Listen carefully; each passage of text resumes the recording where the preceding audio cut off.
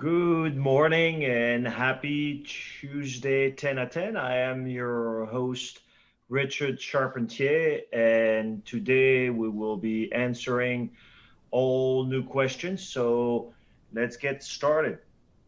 First question we received today is: how can I implement an early yeast kill when baking my products? It's in several questions. Do I need to change my baking process and temperatures to reach the kill step faster? And will I be getting a higher oven spring? Oven spring is when you get a lot of pop in the oven, once you bake your bread. So, first of all, let's think about kill step. What does that mean in terms of temperature? So 140 degrees is when the yeast basically ceases to exist. So at this point, you would kill the yeast. In order to bake a bread or a cake for starch to set and the proteins to set, you have to be above 185, 190. So way past the kill step. So once you get a product to bake, and then if you bake a product, you're going to get past the kill step for yeast. So you don't have to worry from that standpoint. In terms of not, I don't know the size of the product. I don't know how you bake, so I'm getting very, limited information.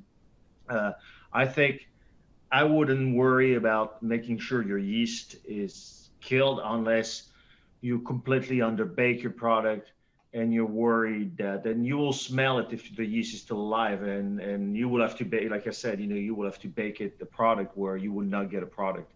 Your breads will be flat. So check, take a thermometer, check your temperature internally when it comes out of the oven and check it. 140 Fahrenheit is the kill point. So I would just go with that, but I'm not 100% sure of where the question. And also in terms of oven spring, if you increase the temperature, usually where you get a lot of oven spring, you look artesian breads, you bake at 450, 475. And if you look at a pita bread, they bake around 600 Fahrenheit, where you get that pillow. And it's the hotter the temperature, you basically increasing the amount of moisture in the bread within being released, but it also has to do with the way you mix. So it's another subject. But in terms of the kill step for the yeast, you're good. A good question. Next question. I would like to know if there is a way for a buttercream to have a final water activity of 8.5 or less. Not knowing, you have to, not knowing the formulation you're using, you have to understand first, where is your water activity today? What kind of fat are you using? Are you using an oil, sugar? What kind of sugar are you using? Are they corn syrups, or the granulated sugar, or the maple syrup? So all of the ingredients you're using will be big contributor to the final water activity. So by balancing and understanding what ingredients to use and how to lower your overall water activity, that's going to be your solution. So what are the solutions to lowering water activity? You would have some polydextrose. It's basically a powder, and you look polydextrose. It's a derivative of dextrose, and then you can use it. That it will help lower the water activity. A lot of people will use glycerin. Glycerin is a known, ingredient to lower the overall water activity. So what's your intent? Do you have an ingredient statement where you're trying to say, okay, I'm limited to X ingredients, there are ingredients I cannot use. But the ingredients is like, as I said, especially for buttercream, because with buttercream, you're not baking it, you're not driving away the moisture. And if that buttercream gets into a cake component, then you have to worry about the cake component because moisture will transfer to the other part based on the different water activity and balance, and it will go to equilibrium. And when both water activity, and you can look at Dr. Len. She's talked about the topic about water activity, shelf life many times. Lots of great information on the BAKERpedia site. So I would recommend you go and check it out. But in terms of your buttercream, I would leave it alone in terms of, get a way to lower your water activity and using the right ingredients, because each ingredients will drive it further. A good question. Thank you. Next question. Is there a natural preservative for croissants to increase the shelf life? I love a good croissant. So yes, you can. There are many, depending on where you live in the world, because rules and regulations do vary.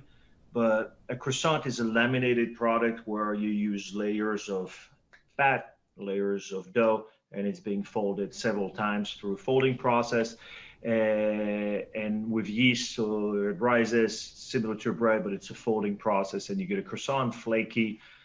And now, increasing the shelf life, you will have to preserve similar to your bread, make sure the antimicrobial system, that you're not growing any mold. So in order to do that, if it's natural, where's the pH of your product?